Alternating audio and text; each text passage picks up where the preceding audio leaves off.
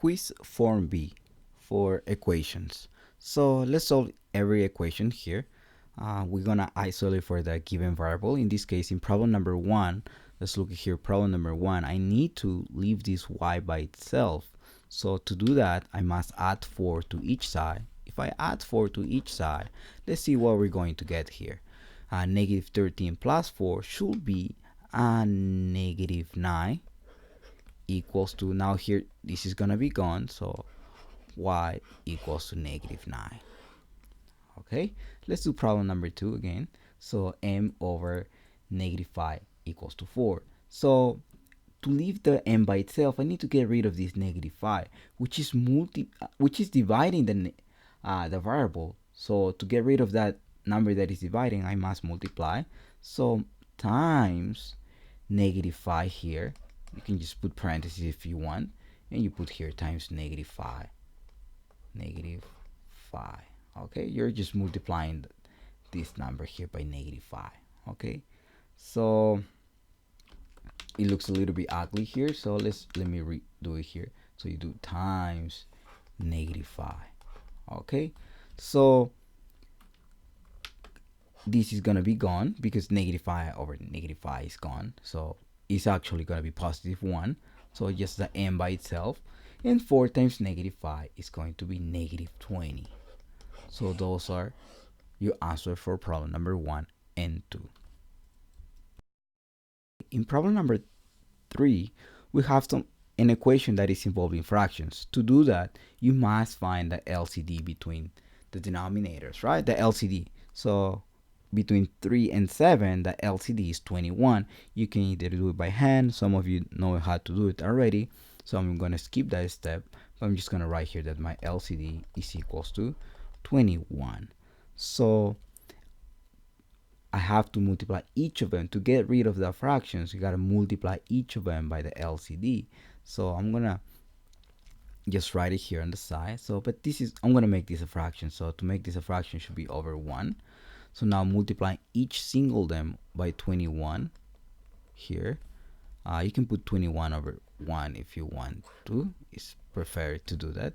So I'm going to squeeze this 21 over 1 here. Okay, this and this. And here, I'm going to write it here somewhere here, times 21 over 1. Okay, doing that, let's try to simplify first. 3 goes into here once, 3 goes into here 7 times. So you're left with a 7x. So 7x, here, same technique. 7 goes into here once, 7 goes into here 3 times. Negative 3 times 5 is going to be negative 15 equals to 21. No more fractions. So that was the point here. You had to clear the fractions by multiplying by the LCD. So let's go here to isolate for the variable. There's no like terms here, no like terms here. So just proceed to eliminate to get rid of that 15 here. So plus 15 each side, plus 15 here. Let's see what we're going to get. So if you do that, you're going to have a 7x by itself equal to 21 plus 21 plus 15. What's 21 plus 15? Let's find out what's 21 plus 15. So adding these should be 6 and 3. Now I want to get rid of this 7 that is multiplying the x. To do that, I must divide by 7 here by 7. So we're going to have to get x by itself equal to 36 over 7. So that should be your final answer.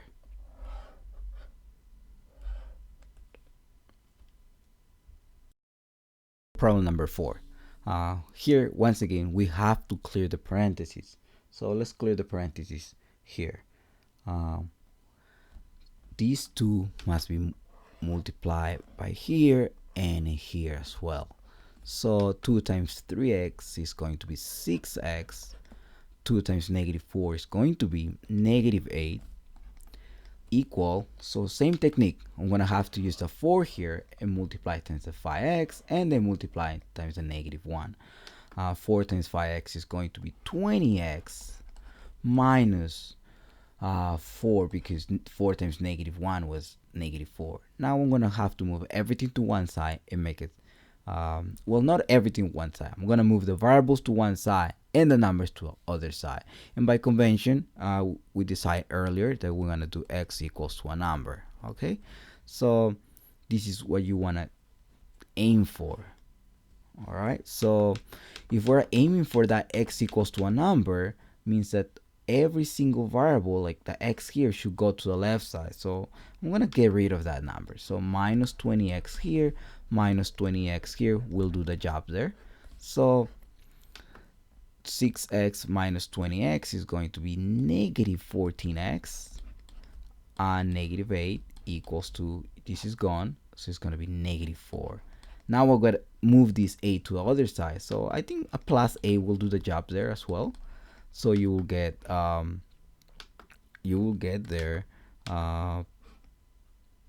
this is going to be gone.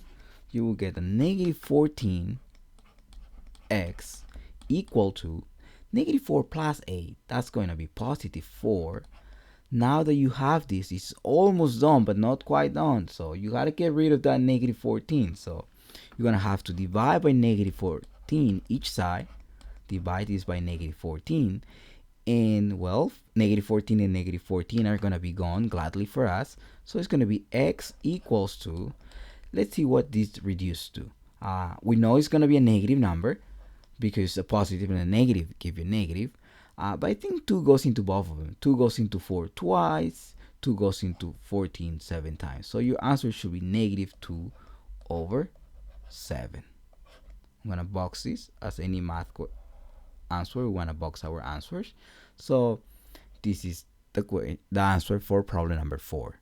Let's move on to the next following problem.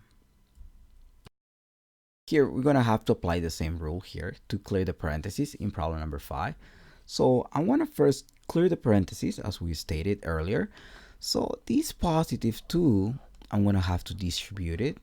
So this 3x will remain the same. So I'm going to have plus 2x and negative 6. Why? Because 2 times x to x and 2 times negative 3 is going to be negative 6 equal. Try to the equal signs to be aligned. That is going to help you a lot. So there's no like terms here, so it's going to be 5x minus 8. Now combine like terms in each side of the equations. So here I have a 3x and a 2x that I can combine. So that's going to be a 5x minus 6 equals to 5x minus 8. Now move everything to one side. So minus 5x minus 5x. Doing that, seems like we're gonna have the variable's gonna be gone here. So, well, I'm left with negative 6, and as well here the variables are gone.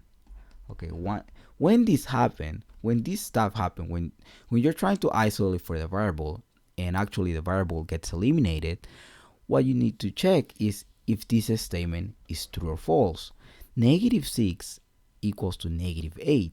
That's completely false. So you say that's a false statement, but we need to state our answer, and our answer should be no solution. So there is no value of x that will satisfy this equation. So you just say no solution.